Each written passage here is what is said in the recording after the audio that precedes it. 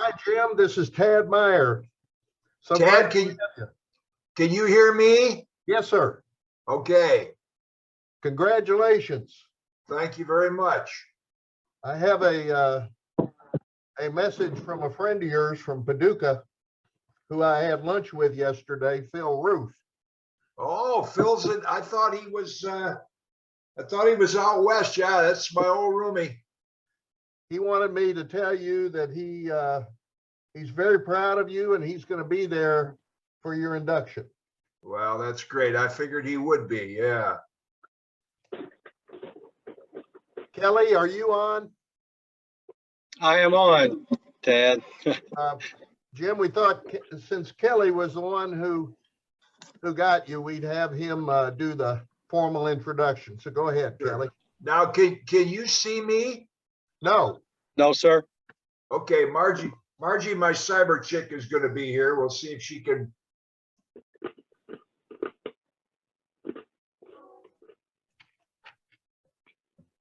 There you go. How about now? Not yet. Huh? We should be able to. I can see that you're. Yeah. Yeah, you're good.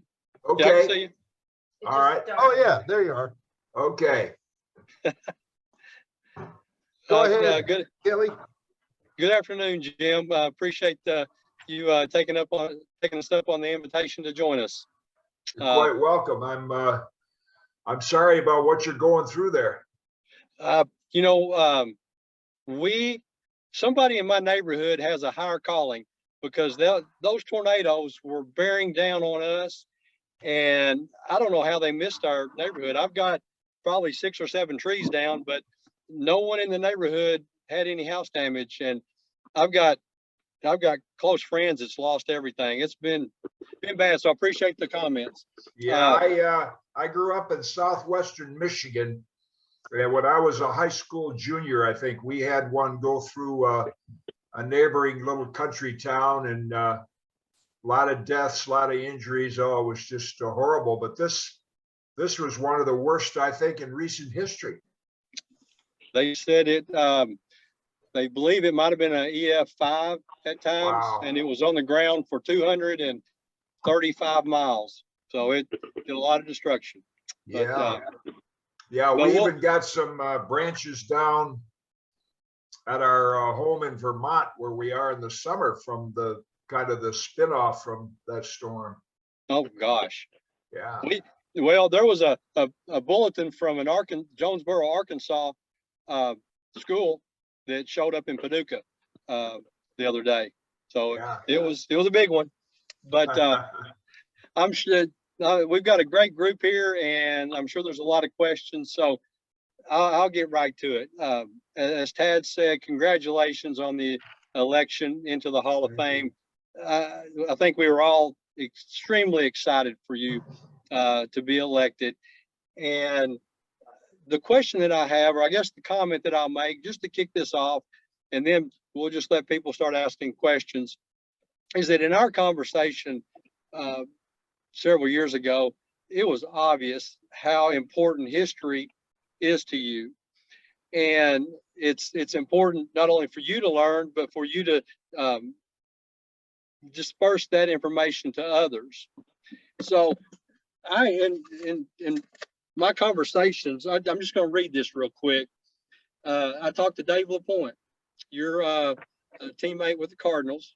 Right. And this is what he told me. He said, I played with Jim Kaat. I was 22, my first full year in St. Louis, and he was 43.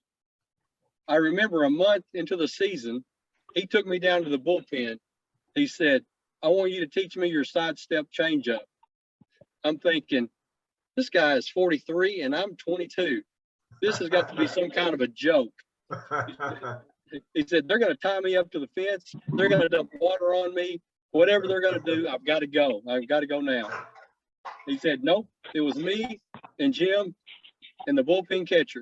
And he wanted to learn what I was doing with my changeup and my slide step changeup. He sat me down that day and he said, you know, when you're in baseball, the day that you stop asking questions, you might as well retire. I never lost that lesson. So you were not only a player, but you were a teacher, and the players appreciated you so much.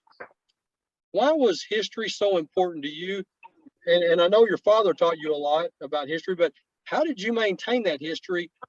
And do you feel like that helped you in your career, not only as a player, but also as a broadcaster? No question. Yeah, I remember that very well with David because, first of all, I'll just touch on that. Eddie Lopat, one of my first pitching coaches, had said to me, I think it was after the 61 season, and he said, "Kid, if you don't hurt your arm, you're going to pitch for a long time." And I said, "Why do you say that?" He said, "Because you're curious. You're always asking questions about how to do things." And I think that's kind of missing in the game today with the old tribal stories of finding out how guys used to do things. But my dad, and I don't know if you can, I don't think you can see it here, but maybe you can, but that's my dad standing in front of the Hall of Fame in 1947. And he was an avid Connie Mack fan, and he went from Zeeland, Michigan to Cooperstown to see Lefty Grove inducted. Mickey Cochran, Carl Hubble, Frankie Frisch were also inducted that day. So I was kind of raised on baseball history, baseball trivia. It took us a week to read the sporting news, so many stories and leagues. And once they started covering other sports, my dad canceled his subscription. And so that's supposed to be baseball only. So, he played a lot of baseball trivia with me. I knew early on it was Cobb, Ruth, Johnson, Mathewson, and Wagner that were the first 5 inductees into the Hall of Fame. So that's where my interest in the history of baseball came from. And I was just fortunate enough to be able to retain that, and it's helped me so much in my broadcast career. Jim, Well, let me make one more comment. It's obvious what a lot of people may not know is that Jim won 7 Emmy Awards for his broadcasting. So that knowledge, that history, not only took him through his baseball playing career, but also his baseball announcing career. So, I'll let everyone else go from here. Okay. Well, let me just kind of start with a couple things. I think everybody knows this, but Jim pitched for 25 years. He pitched both to Yogi Berra and to Dale Berra, and to Maury Wills and Bump Wills. Won 16 Gold Gloves in a row in both leagues. And not only that, before they took the bat out of his hands, he was a good hitter. He hit I believe the last home run hit by a pitcher in Minnesota, 2-run homer. I mentioned that to Phil, and he said, yeah, he hit 16 home runs, so he knows your stats, Jim. Yeah, Phil used to, he'd kind of get annoyed because they would have him bunt the runner over to second, see if I could knock him in. Well, I told him, so I just finished I know you got a book coming out in March or April, but I just finished the book, Still Pitching. And I told Phil, I said, he's got a thing in there. He said, he drilled you in the ribs because of the way you knocked Harmon Killebrew down. And 4 years later, you were roommates.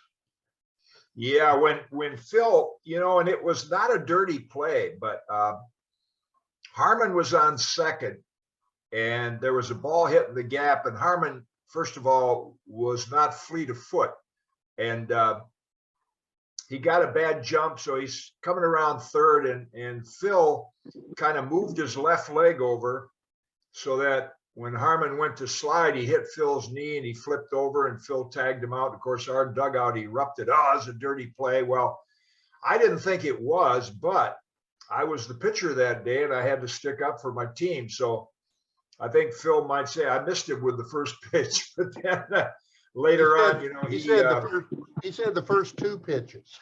Yeah, that's probably right. And And so he gets traded and walked through the clubhouse door, and I said, well, we're on the same team now. And then I think it was the end of 71 where Bill Rigney put him in to catch me, and it was like magic.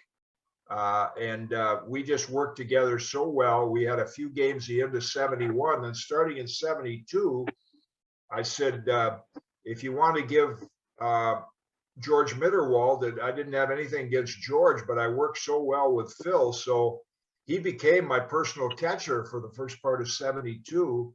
And I was having, maybe would have been my best year ever. And then I slid into second base and broke this navicular bone in my wrist. So I was done for the year. But Phil and I have remained good friends since those days. I would, not this year because of the pandemic, but I would see him in spring training in Fort Myers, and saw his brother Gene recently at Cardinal Fantasy Camp. So and his fellow townie Russ Cochran lives down here, the left-hand golfer. I see Russ once in a while. Yeah. You remained in great shape. I mean, you still look like you could go out and star, I guess, in an 80 and over league. What do you attribute that to, Jim? I guess good genetics, but I've always, even in the early days when we had to work for a living in the off season for several years, I played a lot of racquetball, and I just always kind of stayed active and was fortunate to be able to keep my weight in check and keep myself in reasonably good shape. So you came up, your hometown is Zeeland.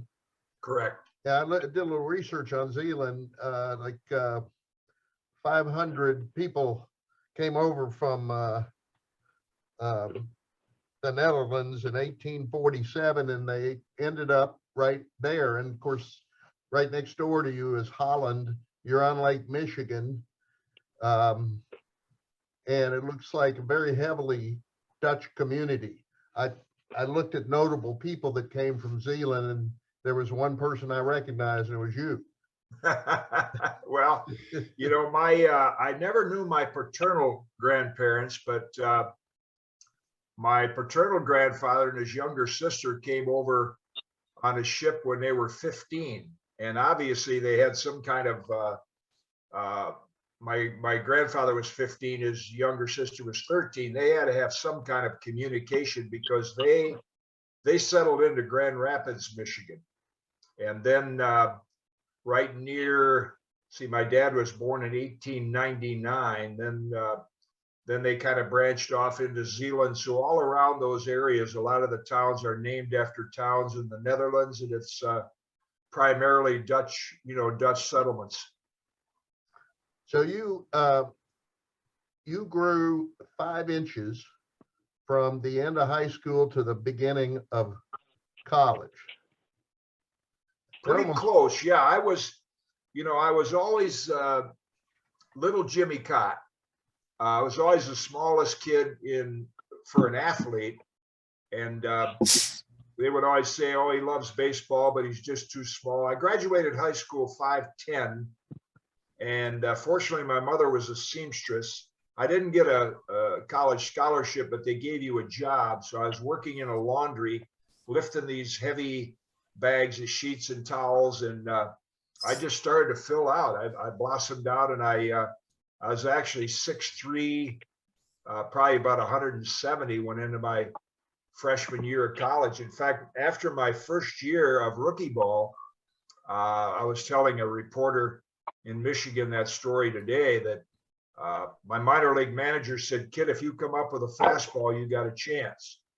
Because I had all the other stuff, but you can imagine if a young kid went to a camp today and didn't have a 90-plus fastball, he sent him home the first day. So I was fortunate that I learned all the other stuff first, and then got a little more size and strength as I got into my 20s. And another story from your book, I thought in the early days, it was a great one, is the scout that first discovered you was sound asleep and you were warming up, one of your pitches got away from you and it banged into the backstop and woke him up. Yeah. And I never knew whether that was fact or fiction from Dick Winsick, but I remember him telling that story because I was pitching against Kalamazoo College, and he actually went there to scout the left-hand pitcher that I was facing. And I had a good game, and so he said, "Well, I better go back and see this kid again." So he went back next week when I pitched against Alma, another good game, and then he offered me a tryout. I went down to Washington, and not too long after that, signed with the Washington Senators. And tell us about your minor league days coming up through the system. Well, I'll start with a story about my dad. In those days, in 1957, if you got more than a $4,000 bonus, you had to occupy a spot on the 25-man roster. Sandy Koufax was one of those, Harmon Killebrew. It took them a few years for their career to develop. My dad followed all that because he followed baseball so closely. So Washington offered me a $4,000 bonus package to go to Superior, Nebraska. And before I signed, Pete Bolito, the White Sox scout from Grand Rapids, called and he said, "I heard your son's going to sign." And my dad told him the story. And Pete said, "Well, I think I can get him $25,000 from the White Sox because I think he'll be in the big leagues in 2 years." And my dad was so wise about that he said, "Well, thanks, Pete, but we're going to take the $4,000, go to the minor leagues, learn to play the game right. Washington only has a couple of left-hand pitchers in their organization." So my dad earned $72 a week. So if you do the math, you can understand what he gave up to look out for me. And that was a really good decision. I went down to the very lowest minor league, Class D rookie league, 2-month season. Got my ears pinned back for a few times for, you come out of your own home area, you're the best that was there. But now all of a sudden you're facing other guys that were the best, and they knocked me around pretty good. But that was a good learning experience. And then the next year I played for Jack McKeon, who was so helpful in my career. I called him, I'm hoping he can come to the induction. He's 90 now. He was my playing manager in 1958 in Missoula. The cleanup hitter for the Boise Braves that year was Bob Euchre. Yeah. And then I went, started 59 with the Chattanooga Lookouts, and got called up halfway through that year with the Senators. I wasn't ready to pitch in the big leagues yet, but they were desperate. So they called me up. I started the year in 60, and then I went back down to AAA for a couple of months. And then in 61, I got there to stay. Yeah, I remember a quote from the book where Trader Jack said that the good news is you're going to pitch every 4th day. The bad news is it's going to be in Missoula. Well, yeah, he kind of talked me into going there. I had the Class B club made, and he said, "Why don't you come pitch for me? I'll be your catcher." And I started out that year 1-4, and I thought, man, one more bad game, they're gonna send me home, look for a job. And Jack called me in and said, "Look, kid, you're going to the big leagues. You're going to start every 4 days. Don't worry about a thing." And actually, I ended up the year probably as the top pitcher in the league. So Jack had a very positive influence on my career. In Kelly's book, there's a lot of discussion about your relationship with your dad. And in your book, you talk about the day you left to go to Superior, and he broke down crying. And it's the first time you'd ever seen that side of him. And it's one of the happiest, most memorable times of your life. Yeah, that was a shocker. My dad worked at a hatchery about 2 blocks away, and Zeeland, Michigan, and my mother was going to take me to the airport. And so he came home on the lunch hour and gave me a big hug, and I could tell he was breaking down. I thought, man, I'd never seen that, because my dad, there was 2 things that he that he really stressed: humility and discipline. And boy, you know, if you can't be on time, be early. If you got home at 4 minutes after 9, no, I didn't say 4 minutes after 9. I said 9. So he was tough, boy. He was a disciplinarian. Those were the days when dads weren't, hey, nice job, pat you on the back. It's, you know, you guys know when if you did something right, you were expected to do something right. If you did something wrong, that's when you heard about it. So that was a side of my dad I had never seen, but it kind of showed me how, you know, he was tough on the outside, but he still had a very tender heart. So one of your teammates and friends, Tony Oliva, is to be inducted with you, and that Twins team in the mid '60s is one of my favorites. I was born in Minnesota. Can you just kind of go through the roster and tell us a little bit about your teammates? Sure. Well, first of all, it was pointed out to me the other day. Actually, I got a call from Clark Griffith, who's Calvin's son, Calvin, who owned the team. And all 5 of us now from that era that will be in the Hall of Fame, Bert Blyleven, Harmon, Rod, Tony, and myself, were all homegrown. We were all signed by Harmon and I by the Senators, and then Tony, Rod, and Bert by the Twins. But, you know, we ran into Koufax in 1965 in the World Series, and Baltimore was just a cut above us once they got Frank Robinson. But those Twins teams in the 60s, we had, you know, Earl Batty. We made a trade, got Earl Batty, and Earl was such a calming influence on me as a young pitcher. You know, he just had that laid back personality. And I spoke at Earl's funeral, and I think Bill Lee was there, maybe Jim Perry. There were only a few of us that were white in the audience. So Earl's widow had asked me to speak there, and I said to the audience, I said, you may not know it, but I said, Earl used to pray for me. I said, when I got behind Mickey Mantle 2-0, he would make the sign of the cross and put his glove up and say, take your chances. So we had Earl behind the plate. Jerry Zimmerman backed him up. Zim was a really good receiver. Then we'd also made a trade to get Don Mincher.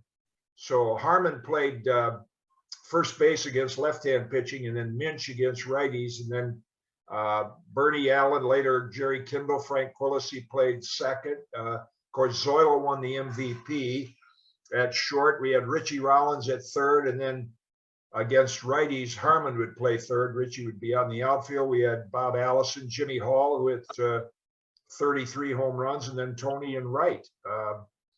You know, and we one of the characteristics of the Twins team in the 60s was we had a lot of Cuban talent. And when we first moved to the Twin Cities and the logo on the cap was TC, we'd go around to these different cities, Chicago and Detroit, and they'd say, hey, what's that TC stand for? And I would always say 20 Cubans, because we had Papa Joe Cambria who signed all this Cuban talent. We had Pascual, Ramos, Carlos Paula, Becker, Oliva, Versailles, on. And we really tapped into that Cuban market. And of course, Zoilo was MVP, and Tony certainly could have been. I think he was runner-up for a few years. And then we had Camilo and Pedro Ramos. Our early years, they were our 2 ace pitchers. So they'd always said, boy, if the Twins ever get any pitching. And then Johnny Sain came over as a coach in the mid 60s, and we made a trade for Mudcat, and I'd kind of matured into a better pitcher. And then, you know, we won the pennant in 1965. So yeah, those were really good teams. What was it like? Well, one thing I remember too from the book is Tony Oliva. That was the name of his brother. That when he came out of Cuba, he had to use his brother's passport to get out of there, and his real name is Pedro. Correct. Yeah, that was quite a story, you know. And I had said to a reporter the other day, I said at my Hall of Fame speech, I could probably use my time telling stories about Tony Oliva and Dick Allen more so than about myself, because they were, you know, 2 great teammates and great players. But Tony joined us right near the end of spring training. I think it was 1961. He just got to our country, and the rosters for the minor leagues were all set. So they didn't see that much of him, so they released him. And of course, he wanted to go back home to Cuba, but he couldn't. So we had a Cuban player named Minnie Mendoza, and he was like the Cuban godfather.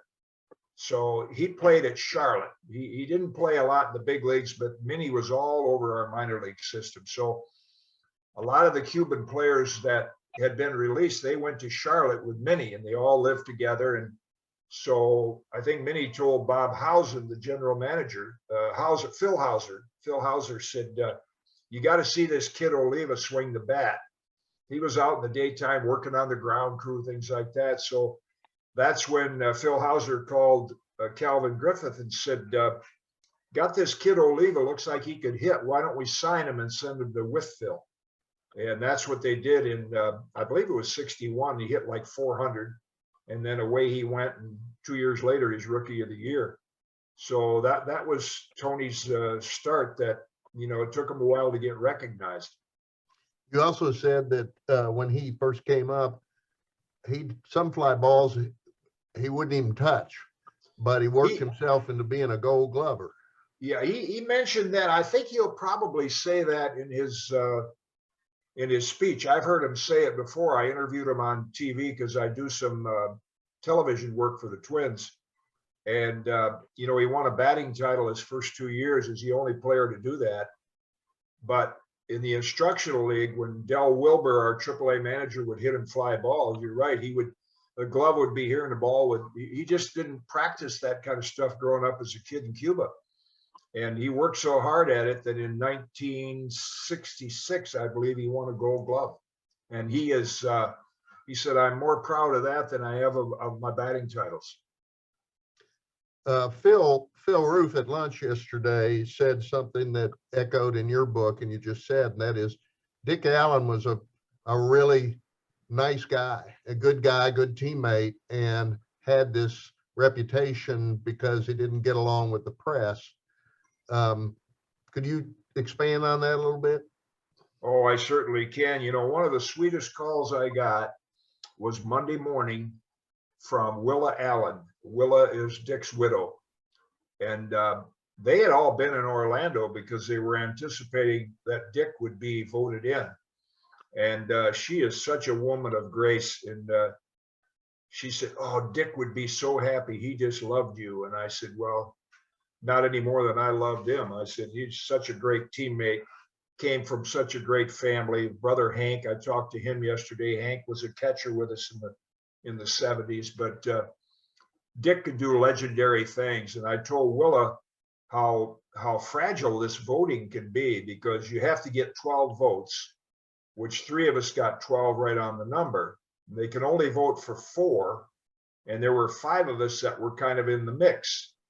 And with the Negro League stats being added to Minnie Minoso's record, rightly so, he got more support. And so Dick missed by a vote. And I said, Willa, one of those voters could easily have picked you and not me.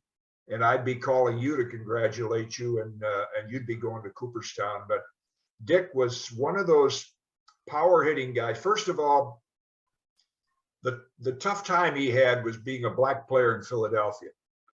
He had to wear a hard hat in the field because they threw things at him, batteries and stuff like that. So he got, it was tough for him, and that affected his personality. We didn't have sports psychologists and things like that to help you through things. He just had to work through it on his own. But man, he could do some legendary things with his, he used to wear a long sleeve shirt and be 100 degrees. I said, Dick, well, first of all, my nickname for him was Mose, like Moses, because he led the White Sox out of the wilderness. In 72, he almost single-handedly led them to the division title. And I said, Mose, got that long sleeve shirt on. It's like 98 degrees. And my nickname was Old Timer because I was the oldest guy on the team. He said, Old Timer, I don't want to show him the ammunition.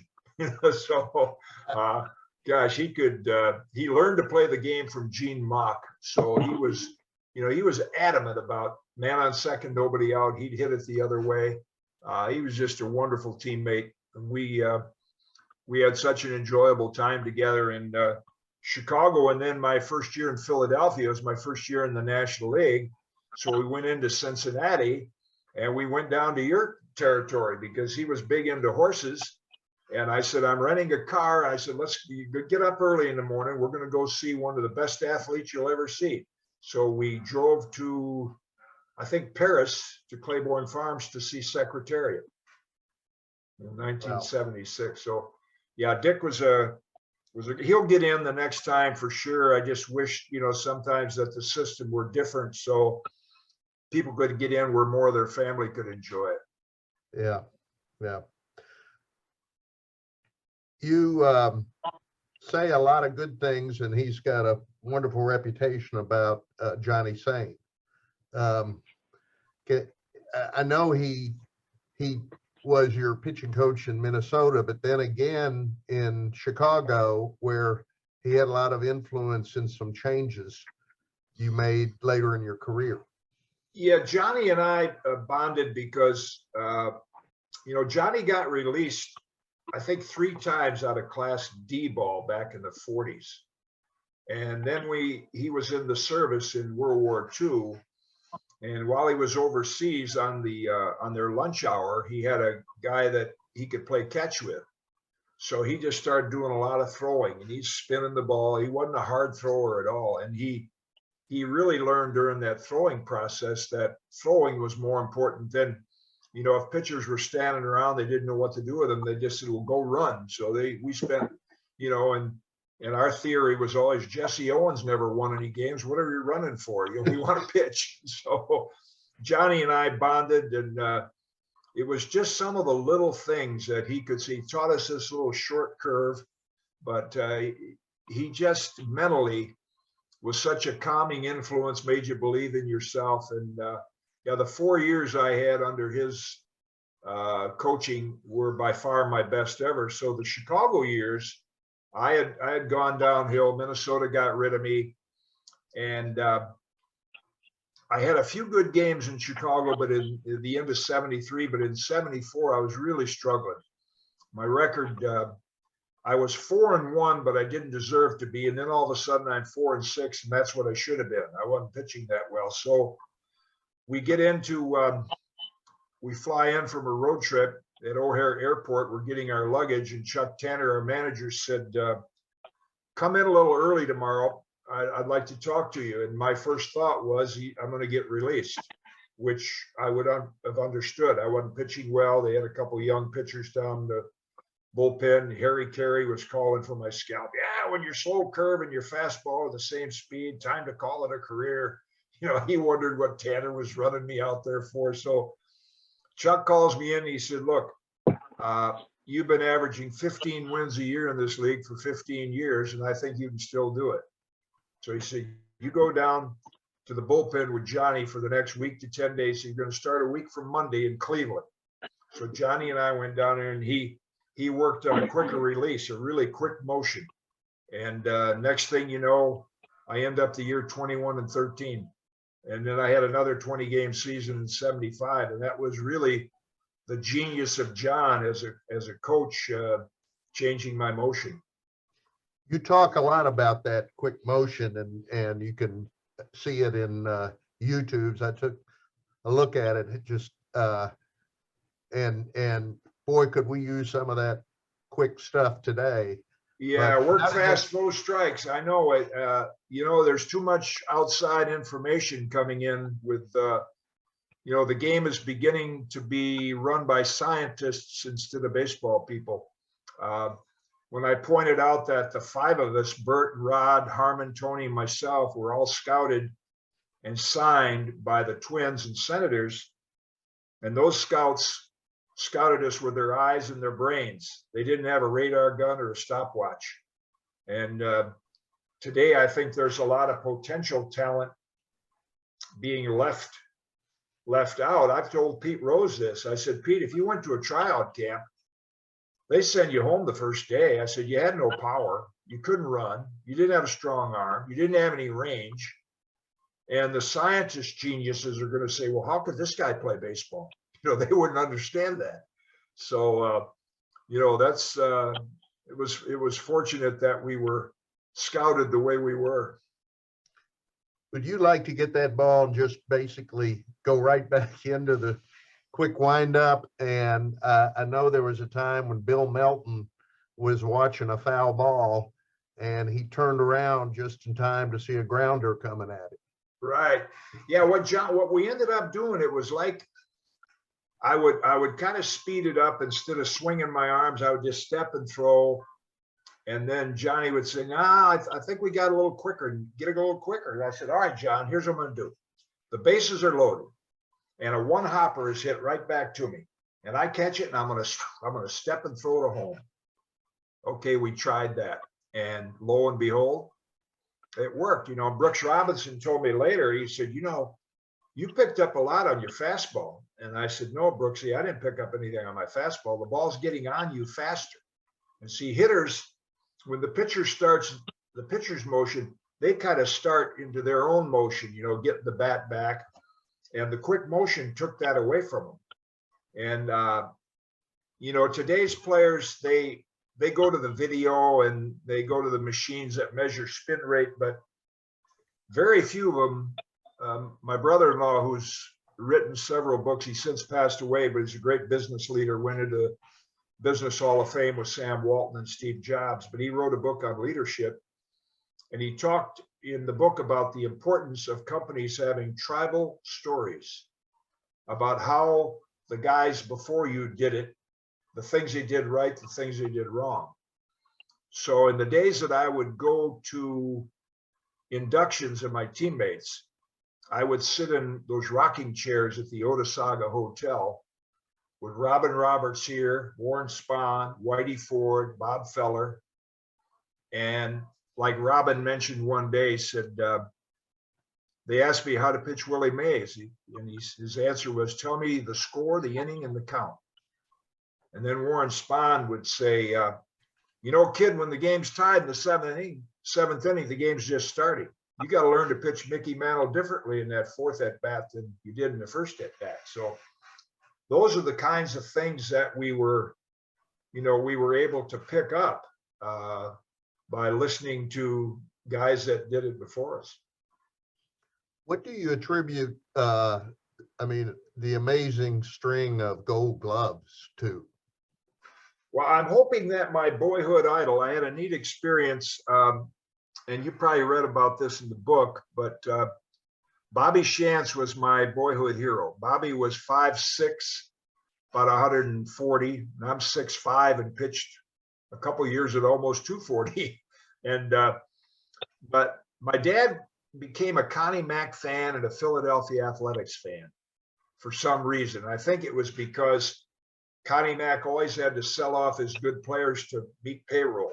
It was kind of one of the poorer teams, and he took a liking to Lefty Grove. And then when I heard about Bobby Shantz, because I was a little kid, and on a Sunday afternoon growing up in southwestern Michigan, I could listen to 8 games. The Tigers, White Sox, Cubs, and the Braves across the lake all played doubleheaders.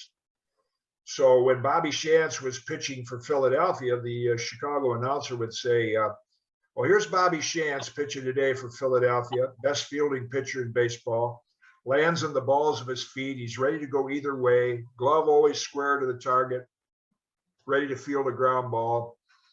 I'd go in my backyard off the garage with a tennis ball, throw it, spin it so it would hop this way and that way. So I just worked on those drills. And fast forward to 1958, I go to spring training. We go through the pitcher's fielding drills a couple times, and our pitching coach said, hey, kid, you look just like Bobby Shantz.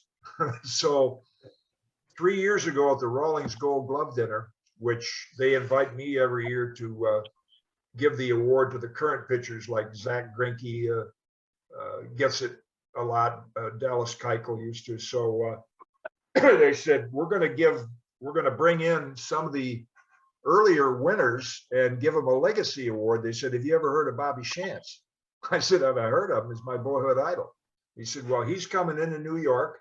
So there, when I introduced him, I'm 80, I'm now 83. I was 80, Bobby's 93. I said, how often does an 80-year-old get to give an award to his boyhood idol, who's 93.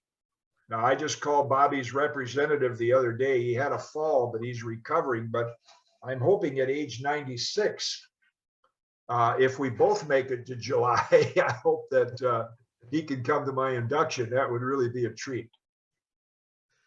Jim, I'm going to open it up here in a second to questions, but your manager for a couple of years in Minnesota was Billy Martin. Yeah.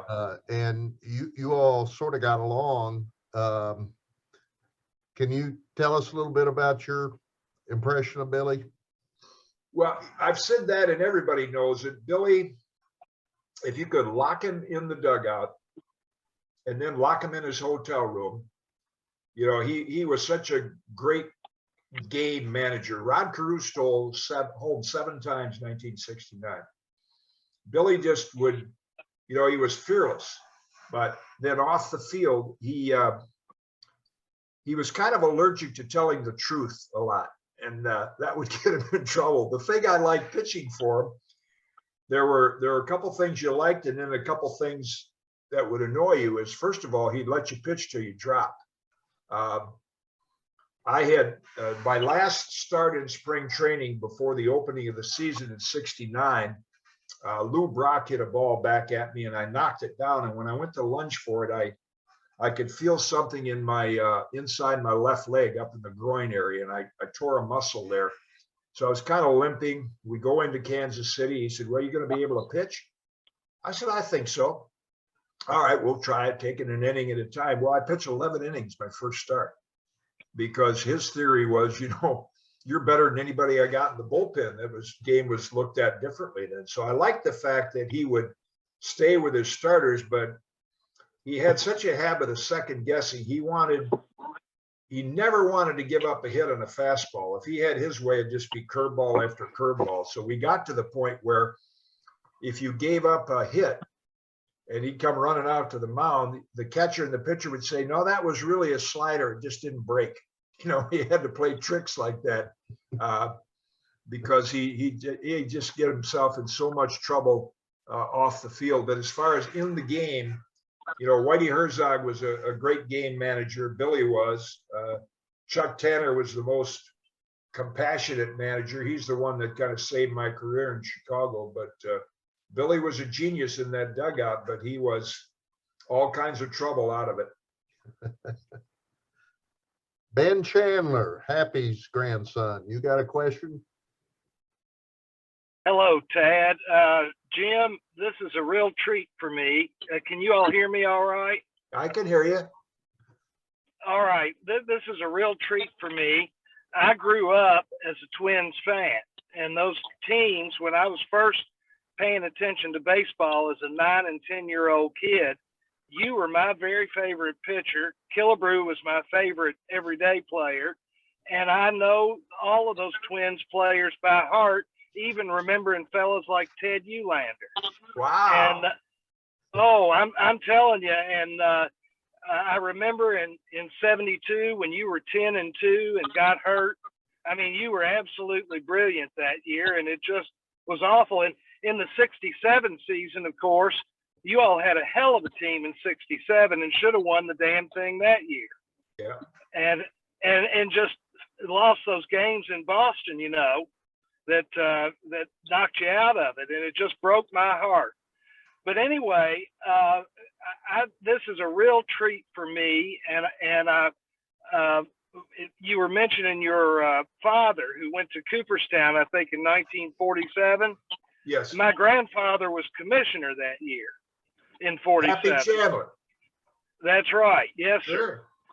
And he was a good friend of Clark Griffiths, Clark Sr. Mm-hmm. And because of that friendship, that's why a boy from Kentucky like me became a big Twins fan. And I just grew up with all you guys, and the 5 that you mentioned earlier. I mean, all fantastic players, just incredible players. But it broke my heart too in 1973 when the Twins, I think they put you on waivers, if I recall, and it was just terrible. Yeah. Well, I appreciate your interest. Yeah, that's a great memory. And of course, I remember your grandfather. I think one of the characteristics of him was that he was very pro player. He was very instrumental in us getting the benefits we did for our pension plan. Yes, And, he started the players pension plan.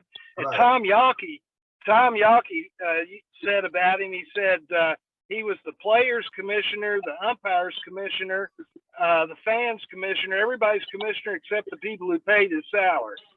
Yeah, and now the commissioner, and I know Rob Manfred well, but now every commissioner is the owner's commissioner, which is why we eventually had to have a players association and Marvin Miller. But see, my dad got the baseball guides every year. I still have the collection at my home in Vermont from 1900 on. So I remember in the 40s reading about Happy Chandler and how pro player he was and how beneficial we were to have him as commissioner to get our pension plan off the ground. That's one of the reasons he didn't keep the job very long. But I'll tell you, Jim, you are a treasure to baseball. You're a fine gentleman, and having you and Tony Oliva go in the Hall of Fame at the same time is just a real treat. And I can promise you my eyeballs are going to be on the ceremony the whole time. Well deserved, and congratulations. Well, thank you so much. Yeah, it's going to be so good going in with Tony O. I know the Twins organization is excited about it. They're planning several activities at Target Field this year, and I know they'll have a big delegation going to Cooperstown. I'm sure we'll have a little, as I've been to for several of my teammates. They usually the ball club has a gathering on Saturday night before the induction, so I'll see a lot of old Minnesota fans and friends back from my era. So, but I really appreciate your well wishes. Thank you. Roger. Jim, thanks so much for joining us. This is really pretty neat, and our timing was excellent to catch you before the Hall of Fame announcement. So maybe we were your good luck charm. I'll say that. I'll count that. Looking at your 1966 stats when you were 27, the numbers are just awesome. 25 wins, but most impressively, 19 complete games.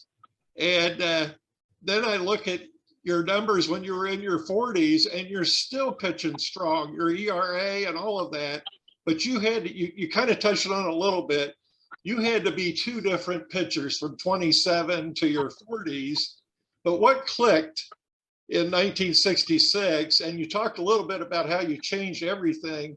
But how would you describe the two different pitchers you were from age 27 to the great seasons you had when you were in your 40s?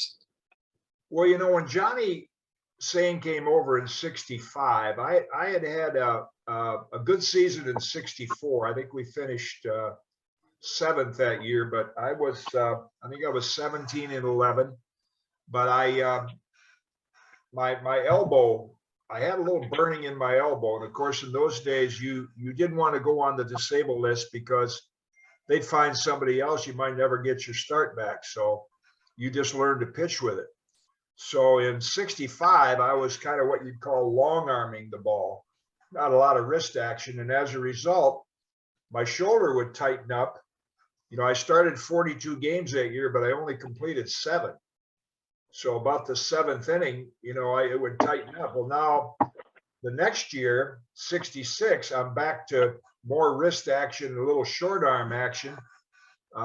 And I got a lot of movement and spin on the ball. And it was just one of those years where, you know, I won a game that year 15-9. I remember Sam Neely coming out in the 6th inning, and I think it was like 9-5 at that time. We were leading, and I'd given up a couple hits, and he said, yeah, I think it's going to make a change. You don't have your best stuff. I said, Sam, let me stay in. I'm fine. I said, I got a 4-run lead. I said, I might knock in a couple. Just let me stay in. Well, I talked him into it.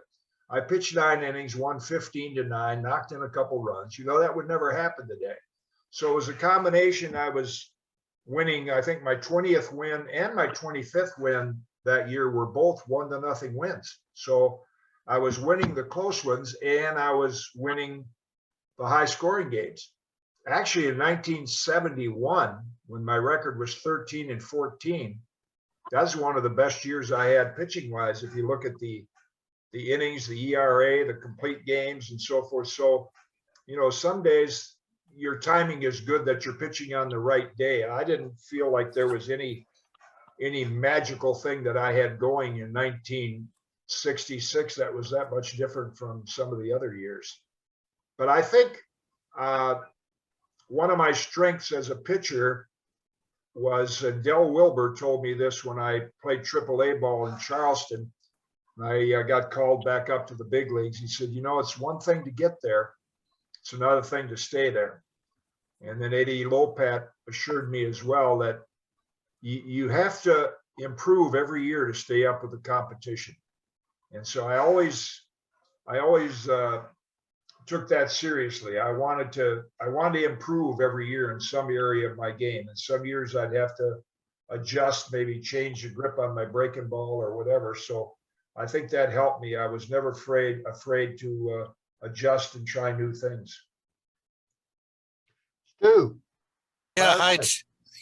Hi, Jim. This is Stu Thornley. I'm the official scorer in Minnesota. We had the chance to talk about Earl Batty when you were at Target Field this year. And like some others, I grew up in Minnesota watching you, but I think I was more fascinated by your 75 season in Chicago. And I was going to ask about this. Ted did, and you've talked a little bit about it, but the quick pitch. And I remember 75 being the year that you had so many games that were in the hour 30, hour 40. Remember in the All-Star game, you really showcased that. But when exactly was it in 74 that you and Sane got to doing the quick pitch? And were you doing it then? Were you getting those super quick games, or did you advance the pace even more in 75? Yeah, I think it got more in 75. I did it a bit in 74, but I remember we were in spring training in 75, and one of my last starts, that's why spring training, I wish they wouldn't even keep stats. I pitched against the Red Sox, and Chuck had to take me out in the second inning. Bill Melton was laughing at me. You know, he said, you're going to get us killed out here. I gave up like 9 runs in an inning and a third. And I was really out of whack. And now we're going to go west, and we're going to play the Padres in Yuma. And so Johnny said, we got to get this thing organized. So that's when I went to the ground balls hit back at me, step and throw. So I use it against the Padres, and they're stepping out of the box, throwing their hands up in the air. And so I knew then that that was going to work. I think I started out that year, maybe I'd say 5-0, 9-1. I believe I was 13-5 by the All-Star game. And I kind of tailed off near the end of the year. I will have to say that I'm not a believer in the pitch counts or the way they handle pitchers today, but you know, pitching 300 innings when you get near the end of the year, it's probably a good idea to take an extra day once in a while. But we never thought about doing that. I mean, it was just kind of a pride thing where when you walked in on that 4th day and there were 2 baseballs in your shoes, you know, it was your day to pitch. You wanted to show up every 4 days. But 75 was the year that I took that to another level. I remember in 76, they still call me from San Diego. It's kind of an anniversary on the day that Randy Jones and I hooked up out there in an hour 31. You know, you only had 1-minute commercial breaks, and you know, I'd take about 4 pitches between innings. You know, nobody stepped out of the box, so the game was always a little faster. And of course, the umpires loved it. You know, you get a guy behind home plate without electronic eye right now. Why, Matthew? You know, you get the benefit of a lot of close issue with my pitches. dishwasher. I think it may either be a leaky valve or a Oops, I'm hearing something here. drainage within the system. If you could please return my call just to see what it might be and whether we can get this repaired. My number is, if you get this message tonight, Mr. Kate, Matthew. 416-482-0807, or tomorrow at work, 416. Hold on. 3434. I'm trying to find him. 482-0807. Jim, how long did you stick with a quick pitch? Into 76 or? It is now. Yeah, I used on Monday. Thank you very much. I used that even when I was starting some games for the Cardinals. You know, in 81, I think John Fulgham hurt his arm then. So I started some games. I think I started 10 games. I might have had 5 or 6 complete games. And I was doing that then, but then Whitey wanted me to become a lefty reliever, which I'm glad I did because I got a World Series ring because of it. But then I didn't use it much then. I was pitching from the stretch, but I used it as often as I could. Peter Cottrell. Jim, congratulations. Thank you. It was announced today that Roland Heeman died last night. Oh, I'm sorry to hear that. Yeah, his time in with the White Sox seems to have coincided with yours. I'm wondering if you had any thoughts about him, or was he responsible for you coming to Chicago? Well, he certainly was, and you're the first one that's reported that news, and that's I knew Roland wasn't in that great of health, but he actually gave me a call a couple of weeks recently. I got a text from him, but I got a call from him a couple of weeks ago, and we had a mutual admiration society because we each enhanced each other's career. So in '73, I'm playing golf up in Minnesota, and a kid drives out in a cart, and he said, I knew I was on the waiver list, but the rumor was that the Yankees or the Kansas City Royals were interested in a left-hand pitcher, and I thought that's where I might go. And kid said, there's a man named Roland Heeman on the phone. So he drives me back to the pro shop. Of course, you didn't have cell phones, and I get on the phone. He said, Roland Heeman. That's the first I knew of Roland Heeman, and he said, we just claimed you off waivers. I said, oh, that's surprising because, the White Sox were in the middle of the pack and they weren't going to win anything this year. And he said, well, we're looking ahead to next year. We said, we got Johnny Sane here, and we have Dick Allen, Bill Melton, Jorge Orta. We had, Kenny Henderson. We had a good team, and we're looking ahead to next year. And he said, I understand, first of all, your contract, you're making $60,000. And he said, you are the first player under the 5 and 10 rule. The new rule was if you had 10 years in the big leagues, the last 5 with the same team, you had the right to turn the waiver claim down. So he said, we're prepared to give you a contract next year for $70,000. Wow, I wanted to jump through the phone line and sign it. I mean, I'd have to win 25 games to get that from Calvin. So I sign and go to the White Sox, and I have those 2 20-game seasons. And then Roland came to me and said, Mr. Allen's losing a lot of money, and you're due for another good increase. He said, we think we can get some young players for you. And he said, the Mets, the Pirates, and the Phillies are all looking for a veteran starter. If we could swing it, where would you like to go? I said, I'd like to go to the Phillies for a couple of reasons. That, the Philadelphia A's was my dad's favorite team, but I'd seen the Phillies in spring training, and boy, they were just getting better every year. So Roland ended up getting, I think, 3 draft choices for me, and saved some money. So, and the draft choices, one of them he traded for Ralph Garr, so he got some value for me, and I got a chance to go to Philadelphia, so we helped each other out. So Roland and I would always talk about that when we'd see one another. So I'm disappointed to hear that. I mean, it's sad to hear that. He was a great gentleman. Tony? Thank you. Congratulations, Jim. Thank you.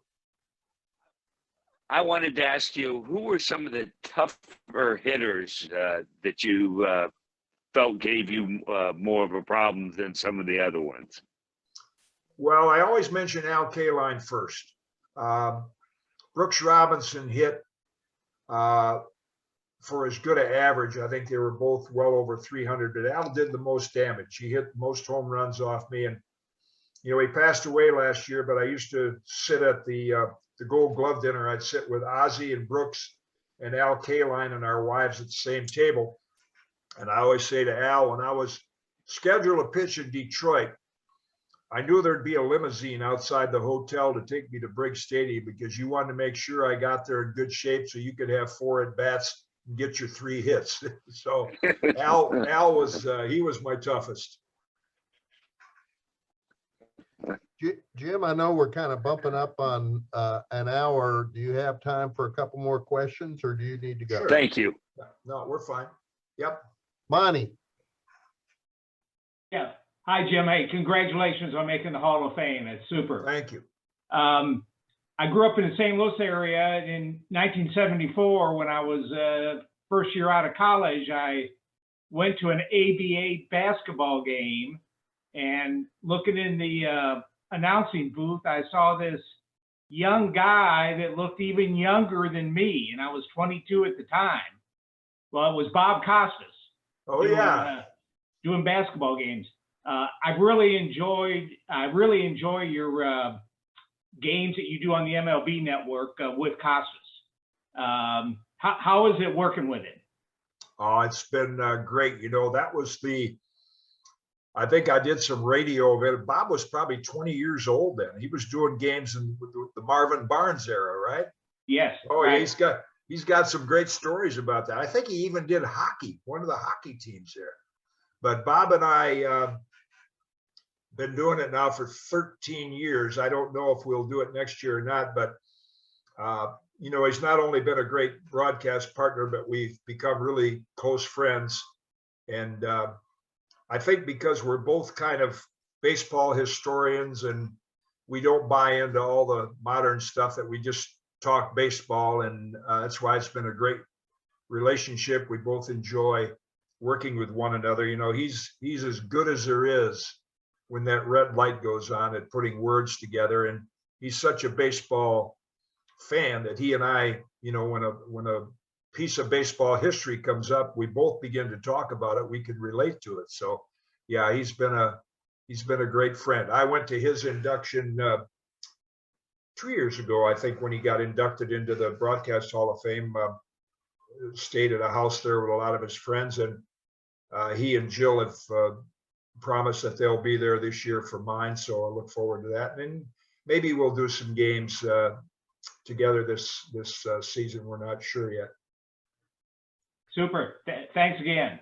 You're welcome. Jack Sullivan. Oh, Jim, thank you for joining us, and congratulations on your election to the Hall of Fame. Thank you. You can see I'm a Red Sox fan. I grew up in Boston. I worked at Fenway many years as a vendor, so I saw you pitch many games there. Yeah. But Yastrzemski is my hero. That's why I started following baseball when I was 7 in '67. That was just a great, memorable season to save the Red Sox franchise. But do you have any recollections of pitches against Yastrzemski and any comments on him? Oh, many. You know, first of all, I faced Yaz when he was with the Minneapolis Millers, and I was with Charlotte AAA.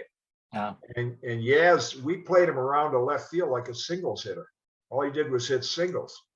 And then, of course, in '67, he worked out in the offseason, and that month he had in September was just an unbelievable month. So we had a lot of great respect for one another. And of course, I take credit for starting Red Sox Nation, because Yaz and Ken Harrelson have always been very kind. You know, I was pitching on that Saturday afternoon. All right. And we needed one win, and that's the best month of pitching I'd ever had in my life. And Hawk came back to the bench after his first at bat, I think, and then he said, "It's gonna be a tough day today." And then I popped my elbow. It's the Tommy John injury now, but I had to leave the game. And Yaz and Hawk have always been kind to say, you know, if you didn't hurt your elbow, I don't know if we'd have won that game. But you know, that was the start of Red Sox Nation. You know, opening day that year, I think they only had like 15,000 people.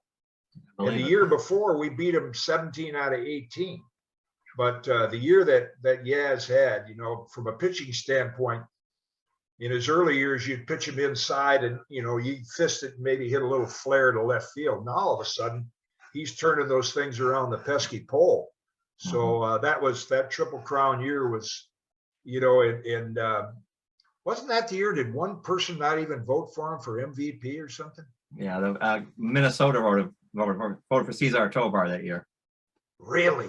Max Nichols. Caesar was a great little player, but I mean, yes, that year he had was just magical.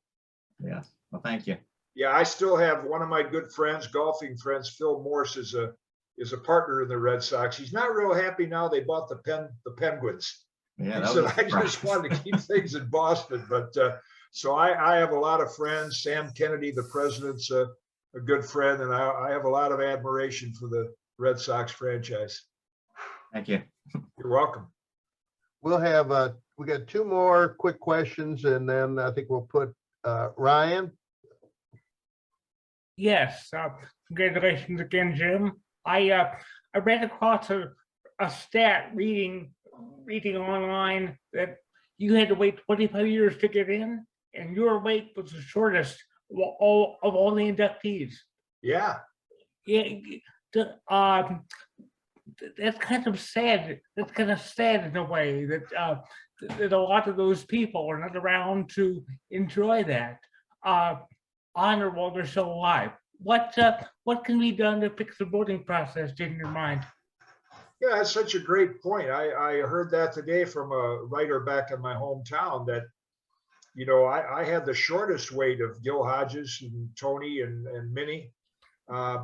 We've all talked over the years where, you know, I haven't thrown a pitch since 1983, so my record's never going to change. But the guys that get in when they're young, like Derek Jeter, you know, it's so nice because their families are there. I mean, I have one sister's 95. Went through a tough time last year. My 55-year-old daughter passed away of cancer earlier this year. So you're right. You'd like to have it done where more of your family members could be there. And I don't know, you know, it's the Writers Hall of Fame. So they're the ones that would have to take the ball and say, let's change this process. But until they do, we live with what it is. And as George Will sent me a nice text, the columnist who's a big baseball fan, and he said, justice delayed, ever so sweet. So even though it's taken a long time, it's been really enjoyable. I guess my question would be, if you could change the voting process to make it easier for people to get in, how would you do that? Well, I think you'd just shorten the number of years.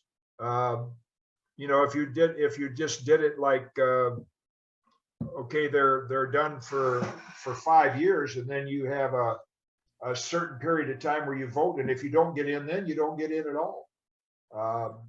I mean, I'm lucky that they had the Veterans Committee, and I had this period of time to wait and still get in. But I think that's what they would have to do to change. I mean, when your career ends, your career's over. And so if they could shorten the number of years after 5 years or whatever, and say, okay, you're going to have 3-year period of time now to vote on these guys, and if they don't get in, that's the way it is. Stu, did you have another question? No, I finally lowered my hand. Thanks. Okay. Well, Jim, thank you so much for your time. One thing we didn't devote a whole lot of time to is your announcing. And, you know, you should be in the Hall of Fame for that as well. I've always found you to be very practical. You don't talk down to people. It's almost like you're talking to a friend when you announce, and I really enjoy that as well. So your second career has almost been as good as your first. But congratulations on this, and enjoy it, and hope you have a great time this summer at Cooperstown. Well, thank you so much for having me. I really appreciate the interest you guys have and the homework you've done into my career. So, you know, that's what baseball is all about. If we don't have fans, we don't have baseball. So I appreciate all you guys. Thanks very much. All right. Take care. Happy holidays. You too. Thank you. Bye-bye.